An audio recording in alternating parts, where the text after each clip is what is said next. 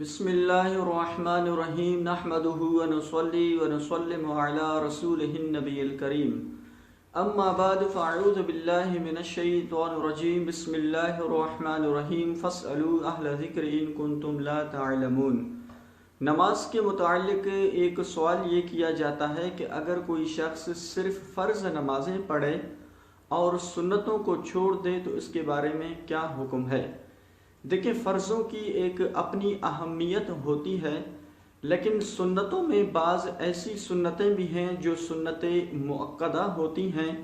سنت مؤکدہ یعنی جن کو چھوڑنے کی عادت اگر کوئی اپنائے تو اس صورت میں وہ گناہ گار ہوگا۔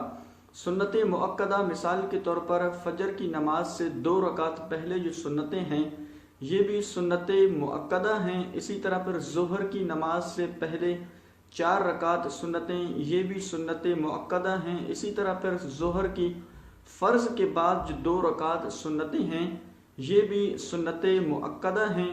اسی طرح پھر مغرب کی نماز کے بعد یعنی فرض کے بعد 2 رکعت ہیں یہ بھی سنت مؤکدہ ہیں، اور عشاء کی نماز کے بعد جو 2 رکعت سنتیں ہیں یہ بھی سنت مؤکدہ ہیں۔ اسی طرح پھر جمعہ کی فرض سے پہلے 4 رکعت سنتیں اور اس کے بعد 4 رکعت سنتیں یہ بھی سنت مؤکدہ ہیں۔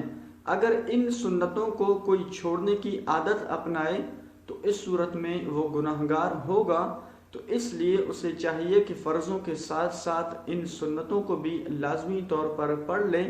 اگر سنت غیر مؤکدہ مثال کے طور پر عصر کی نماز سے پہلے جو 4 رکعت سنتیں ہیں اگر ان سنتوں کو کوئی جان بوجھ کر بھی ترک کر دے تو اس صورت میں وہ گناہ گار نہیں ہوگا۔ اسی طرح پر عشاء کی جو فرض ہوتے ہیں اس سے اگر 4 رکعت پہلے جو 4 رکعت سنتیں ہیں ان سنتوں کو بھی نہ پڑھے تو اس صورت میں بھی وہ گناہ گار نہیں ہوگا۔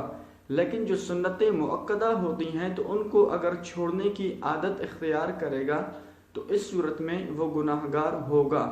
بعض لوگوں کی یہ عادت بن چکی ہے کہ وہ صرف جمعے کے دن آتے ہیں اور جمعے کی فرض پڑھ لیتے ہیں، اس کے بعد پھر سنتوں کو چھوڑ دیتے ہیں۔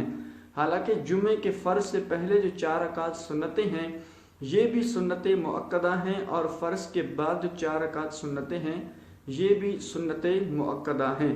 تو اس لیے آپ کوشش کریں کہ جہاں آپ فرائض کی ادائیگی کرتے ہیں تو وہیں پر ان سنتوں کی بھی ادائیگی کریں، تو انشاءاللہ عز و جل اس سے آپ ثواب کے مستحق بن جائیں گے۔ اللہ کریم جل جلالہ ہم سب کو عمل کی توفیق عطا فرمائے۔ وآخر دعوانا ان الحمد للہ رب العالمین۔